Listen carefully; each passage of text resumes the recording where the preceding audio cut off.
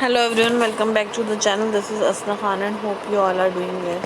Yes, today I'm going to start the part 5 of the chapter number 4 of your geography, that is agriculture, and our topic is Bhudan, or we can say it Gramdan.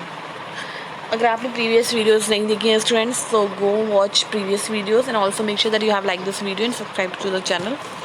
Now, what is Bhudan? Mahatma Gandhi declared Vinoba Bhave as her spiritual higher.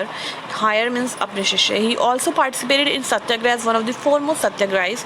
Vinoba Bhave ने सत्याग्रह में भी participate करा था महात्मा गांधी के साथ. He was one of the votaries of Gandhi's concept of Gram Swaraj. और वो इस चीज़ को बहुत ज़्यादा प्रोपोगेट करता था लोगों में कि ग्राम स्वराज का कंसेप्ट कैसा है और क्यों होना ज़रूरी है. After Gandhiji's martyrdom, Vinoba Bhave undertook Padyatra to spread Gandhiji's message covered almost the entire country. तो जो है गांधी जी के बाद उसने एक पद यात्रा निकाली जिसके अंदर वो गांधी जी के मैसेज को पूरी कंट्री में फैलाना चाहता था. Vinoba Bhave. Once when he was delivering a lecture at Pochampalli in Andhra Pradesh, some poor landless villagers demanded some land for their economic well-being. एक बार वो एक लेक्चर ले रहे थे पोचमपल्ली में आंध्र प्रदेश में, तभी किसी पुअर गरीब यानी और लैंडलेस डिमांड करी कि उसको जो है मतलब लैंड चाहिए अपने इकोनॉमिक वेलबींग के लिए. ठीक है, यानी अपना वो स्तर उठाना चाहता है, वो बहुत गरीब है इसलिए. Vinoba Bhave could not promise it to them immediately. वो उस टाइम तो वादा नहीं कर सकते थे फ़ौरन से, but assure them to talk to the government. But उन्हें ये विश्वास दिलाया, आश्वासन दिया कि वो जो है सरकार से बात करेंगे, इंडिया की सरकार से, रिगार्डिंग प्रोविजन ऑफ लैंड, कि भाई लोगों को लैंड मिलनी चाहिए for them if they undertook cooperative farming, अगर वो कोऑपरेटिव फार्मिंग करना चाहते हैं. Suddenly Shri Ramchandra Reddy stood up and offered 80 acres of land to be distributed among 80 landless villagers.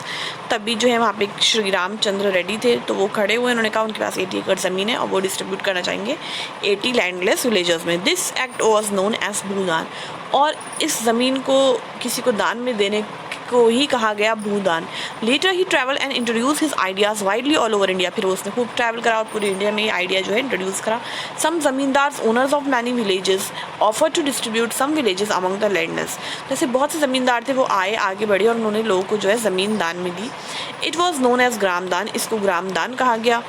However, many landowners choose to provide some part of their land to the poor farmers due to the fear of land ceiling act.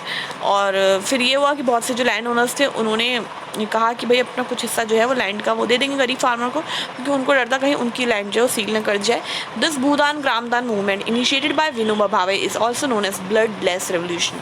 और इस revolution को bloodless revolution भी कहा गया. तो remember it कि भूदान का दूसरा नाम है bloodless revolution. Now contribution of agriculture to the national economy, employment and output. तो एग्रीकल्चर का क्या कंट्रीब्यूशन था नेशनल इकोनॉमी के अंदर, एम्प्लॉयमेंट देने में और आउटपुट में. तो agriculture has been the backbone of the Indian economy. हम सबको पता है कि एग्रीकल्चर बैकबोन है इंडियन इकोनॉमी की. Though its share in the GDP has registered and decline trend from 1951 onwards. तब की जो GDP में इसका जो कंट्रीब्यूशन था या शेयर था वो थोड़ा कम हुआ है, डिक्लाइन हुआ है 1951 से 2010-11 तक. About 52% of the total work force was employed by the farm sector which makes more than half of the Indian population. और जो आधी पॉपुलेशन है वो हमारी एग्रीकल्चर पे depend on agriculture for sustenance, यानी उनको जो है रोटी या पैसा जो है वो एग्रीकल्चर के थ्रू मिलता है. The declining share of agriculture in the GDP is a matter of serious concern. और जो ये शेयर कम हो रहा है GDP के अंदर, एग्रीकल्चर का कंट्रीब्यूशन कम हो रहा है, तो ये एक सीरियस मैटर है जिसके ऊपर सोचना चाहिए. Because any decline and stagnation in agriculture will lead to decline in other spheres of the economy. क्योंकि ये डिक्लाइन जो है सिर्फ एग्रीकल्चर का डिक्लाइन नहीं है, ये और भी चीज़ों को अफेक्ट करने वाला है. Having wider implication for society, और सोसाइटी को जो है ज़्यादा ही प्रॉब्लम होने वाली है इससे. Considering the importance of agriculture in India, the government of India made concern efforts to modernise agriculture. और यही जो इम्पोर्टेंस एग्रीकल्चर की इंडिया के अंदर, तो गवर्नमेंट ने इसको समझा और बहुत से एफर्ट्स करे एग्रीकल्चर को मॉडर्नाइज करा, जो लोग हैं वो उससे जुड़े रहें, इससे जो है आउटपुट ज़्यादा आए. Establishment of Indian council of agriculture research ICR, agriculture universities, veterinary services and animal breeding centres, horticulture development, research and development in the fields of meteorology and weather forecast etc. were given priority for improving Indian agriculture. तो ऐसी बहुत सी activities थी जिनको improve करा गया या जिनको promote करा गया जिससे एग्रीकल्चर हमारा इम्प्रूव हो सके। Apart from this improving the rural infrastructure, और रूरल इंफ्रास्ट्रक्चर जो है उसको भी इम्प्रूव करा गया, was also considered essential for the same. तो उसको भी जो है ज़रूरी माना इन्होंने कि वो भी ज़रूरी है। Now from the table 4.1 it is clear that though the GDP rate is increasing over the years, कि GDP rate increase हुआ है years में, it is not generating sufficient employment opportunities in the country, but जो employment opportunities है वो इतनी जो है improve नहीं हो रही है। The growth rate in agriculture has been decelerating, which is an alarming situation। तो ये जो growth rate agriculture के अंदर वो भी कम हो रही है, एक alarming situation है कि जो है हमें इसे कैसे ठीक करना है। Today Indian farmers are facing a big challenge from international competition, और आज इंडियन फार्मर्स जो है उनको बहुत ज़्यादा कंपटीशन फेस करना पड़ रहा है इंटरनेशनल या फिर और कंट्री से। And reduction in the public investment, और पब्लिक इन्वेस्टमेंट में जो है वो भी रिडक्शन हो रहा है। अब आप ये टेबल अच्छे से देख लीजिए। Indian growth rate agriculture industry और सर्विसेज में ईयर टू ईयर दिया हुआ है पूरा, और ये इकोनॉमिक सर्वे पे डिपेंड करता है 15-16 में जो हुआ था उस सर्वे के हिसाब से। तो रिडक्शन हुआ है पब्लिक इन्वेस्टमेंट में, पहले लोग ज़्यादा इन्वेस्ट करते थे आप कह सकते हैं in agriculture sector. Subsidy on fertilisers is decrease, subsidy जो मिलती थी फर्टिलाइजर के अंदर वो भी डिक्रीज़ हो चुकी है। Leading to increase in the cost of production, जिससे कॉस्ट ऑफ प्रोडक्शन इंक्रीज हो चुकी है, जो कि गलत है।